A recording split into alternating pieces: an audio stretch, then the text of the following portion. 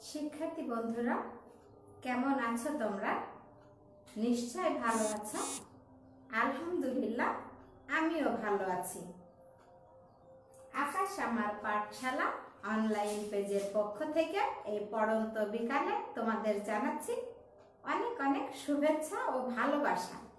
আমি শাহানা আফরোজ ডলি, প্রধান শিক্ষক, এলাঙ্কি সরকারি প্রাথমিক বিদ্যালয়, কোটচাঁদপুর, ঝিনাইদহ। তৃতীয় শ্রেণীর শিক্ষার্থীদের জন্য আমি বরাবরই বাংলাদেশ ও বিশ্ব পরিচয় নিয়ে হাজির হই। আজ আমি তোমাদের জন্য বাংলাদেশ ও বিশ্ব পরিচয় নিয়ে হাজির হয়েছি। তৃতীয় শ্রেণীর শিক্ষার্থীরা, তোমরা দ্রুত তোমাদের পাঠ্য বই, খাতা, কলম নিয়ে বসে যাও। শিক্ষার্থীরা, আমরা পাঠে যাওয়ার আগে মজার একটি ভাষণ শুনব। তোমাদের অনেক ভালো লাগবে। তোমরা মনোযোগ দিয়ে আজকে আমাদের এই ভাষণটি উপভোগ করো। শিক্ষার্থীরা, এই ভাষণটি দেখে কিন্তু বলতে হবে কে দিয়েছিলেন এই ভাষণ এবং এই ভাষণের উদ্দেশ্য কি ছিল। শিক্ষার্থীরা, মনোযোগ দিয়ে তোমরা এই ভাষণটি দেখো।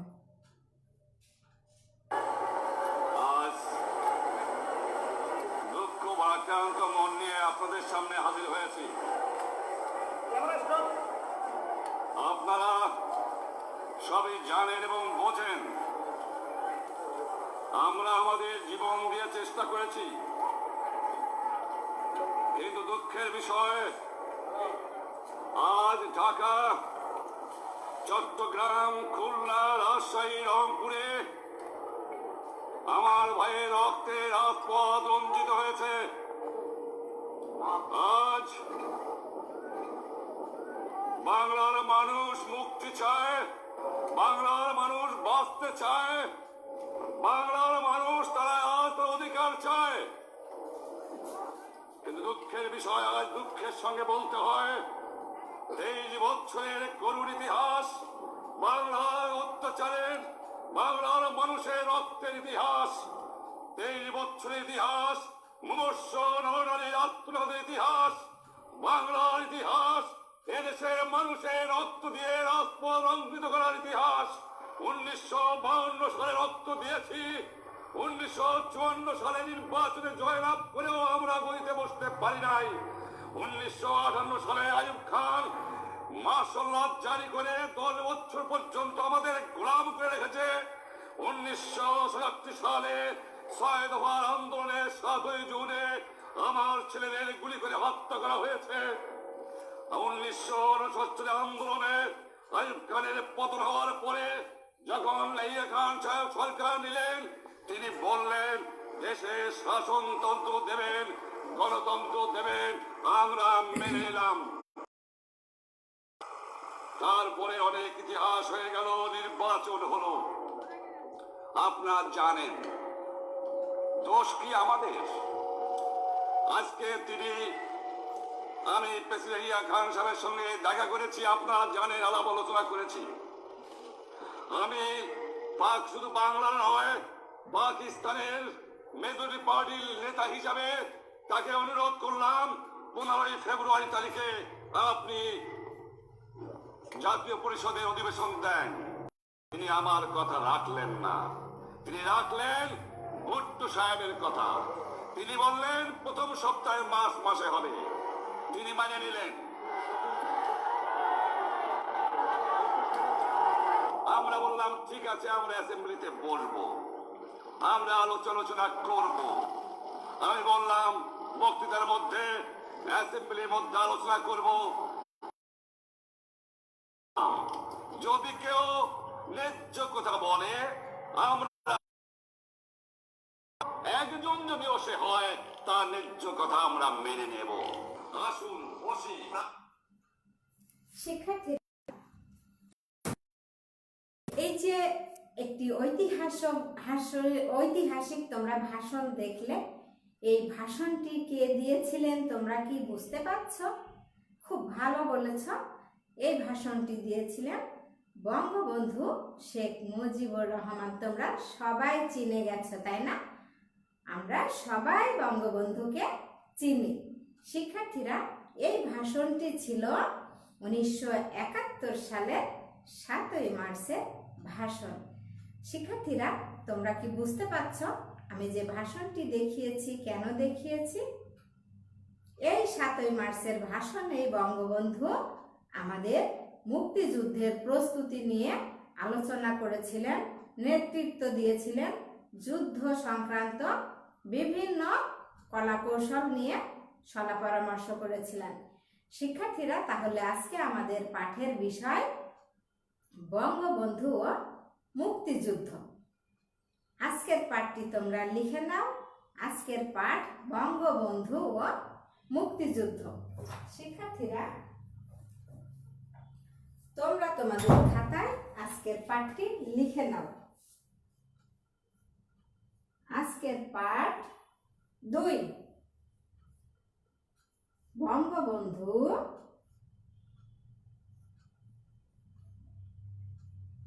ও মুক্তিযুদ্ধ। শিক্ষার্থীরা, তোমরা তোমাদের খাতায় আজকের পাঠটি লিখে নাও, বঙ্গবন্ধু ও মুক্তিযুদ্ধ। তাহলে আজ আমাদের পাঠের বিষয়বস্তু বঙ্গবন্ধু ও মুক্তিযুদ্ধ। শিক্ষার্থীরা, 1971 সালের 7ই মার্চের যে ভাষণটি আমরা দেখলাম, এই ভাষণটি দেখো, একটা ঐতিহাসিক ভাষণ। সেখানে কি লক্ষ লক্ষ মানুষের সমাগম ঘটেছিল। এটা কোন জায়গায় এই ভাষণটি হয়েছিল তোমরা কি জানো? আমি বলে দিচ্ছি। ঢাকার রেসকোর্স ময়দানে বিশাল এই জনসভা হয়েছিল। তাহলে 1971 সালের 7ই মার্চ ঢাকার রেসকোর্স ময়দানে বিশাল এই জনসভা হয়েছিল। শিক্ষার্থীরা, এই বিশাল জনসভায় যিনি ভাষণ দিয়েছিলেন তিনি হলেন আমাদের জাতির নেতা, জাতির পিতা বঙ্গবন্ধু শেখ মুজিবুর রহমান। 25শে মার্চ রাতে কি ঘটেছিল তোমরা কি জানো? নিশ্চয় জানো না। তাহলে মনোযোগ দিয়ে তোমরা শোনো। 25শে মার্চ রাতে নিরস্ত্র বাঙালির উপর পাকিস্তানিরা হামলা চালিয়েছিল। তাহলে কারা হামলা চালিয়েছিল? পাকিস্তানি বাহিনী নিরস্ত্র বাঙালিদের উপর হামলা চালিয়েছিল। কত তারিখে? 25শে মার্চ রাতে। আর 26শে মার্চ রাতের প্রথম প্রহরেই বঙ্গবন্ধু কিন্তু স্বাধীনতার ঘোষণা দিয়েছিলেন। তাহলে 26শে মার্চ রাতের প্রথম প্রহরে বঙ্গবন্ধু স্বাধীনতার ঘোষণা দিয়েছিলেন। এই স্বাধীনতার ঘোষণা দেওয়ার পরই কি ঘটেছিল জানো? বঙ্গবন্ধুকে পাকিস্তানিরা পাকিস্তানের কারাগারে বন্দি করে রেখেছিল। স্বাধীনতা ঘোষণা দেওয়ার পর পাকিস্তানিরা বঙ্গবন্ধুকে গ্রেপ্তার করে পাকিস্তানের কারাগারে কারাবন্দি করে রেখেছিল। কত মাস ধরে আমাদের দেশে যুদ্ধ হয়েছিল তোমরা কি জানো? অনেকেই দাদা দাদি বাবা মার কাছ থেকে গল্প শুনেছ, তাই না? অনেকেই জানো, আবার অনেকেই জানো না। শিক্ষার্থীরা, 9 মাস ধরে যুদ্ধ চলেছিল। কার নেতৃত্বে বাংলাদেশ স্বাধীন হয়েছিলেন এবং যুদ্ধ করেছিলেন বাঙালিরা জানো তোমরা?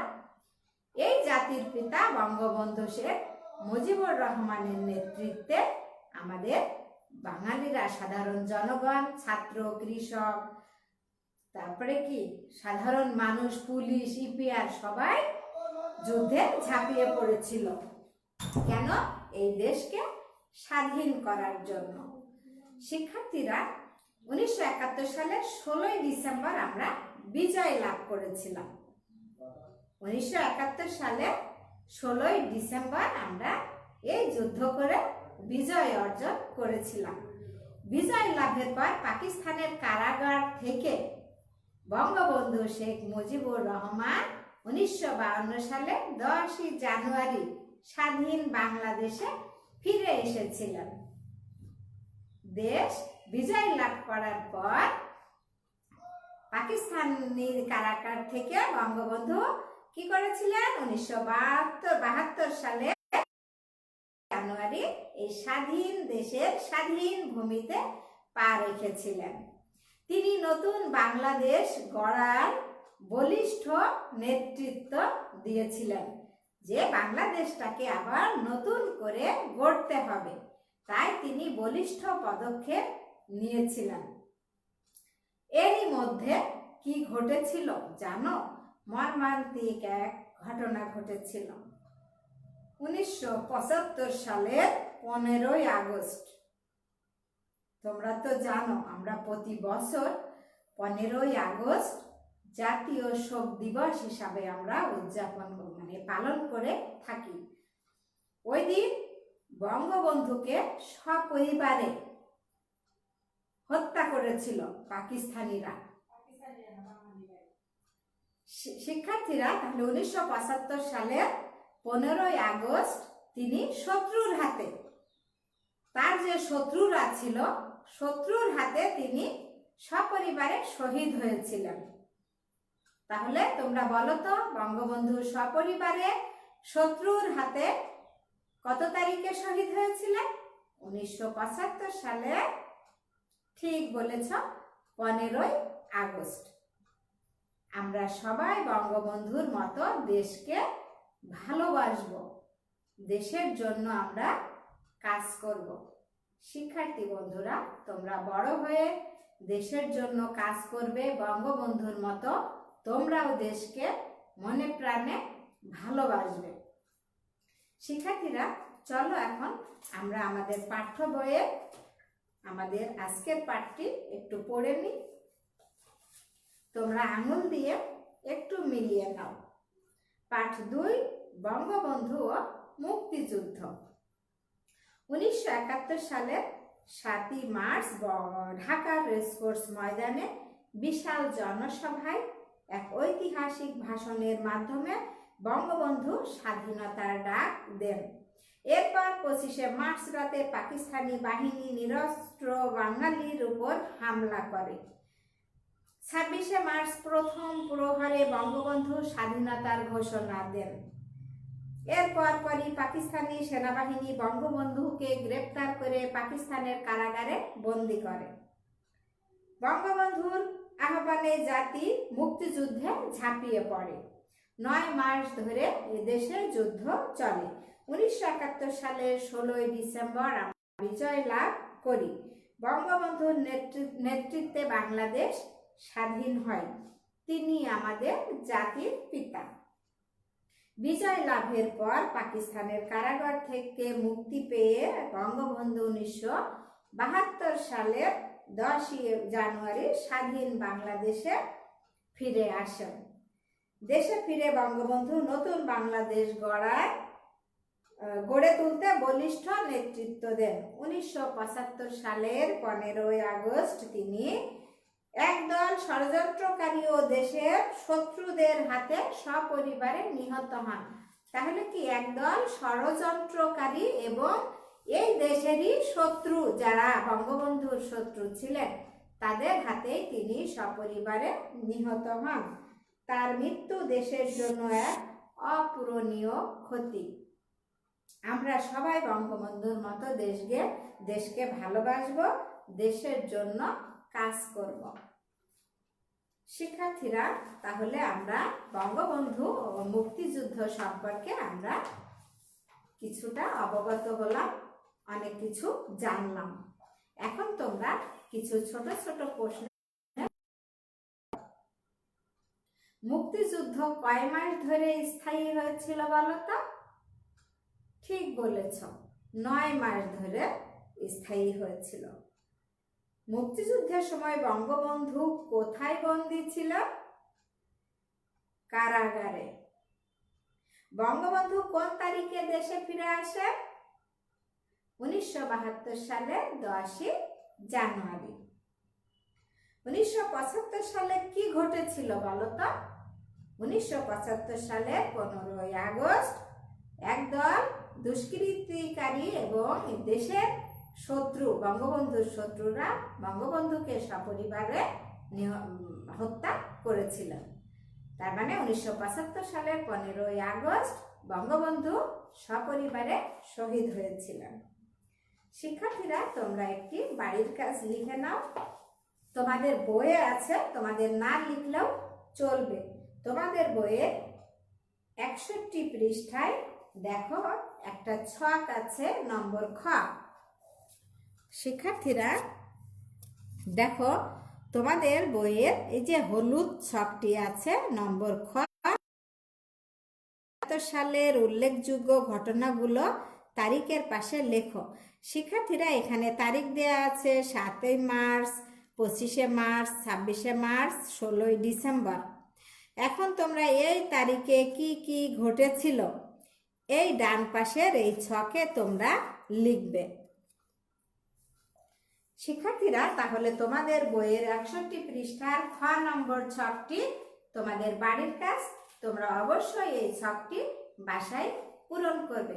সে পর্যন্ত শিক্ষার্থীরা ভালো থেকো, সুস্থ থেকো।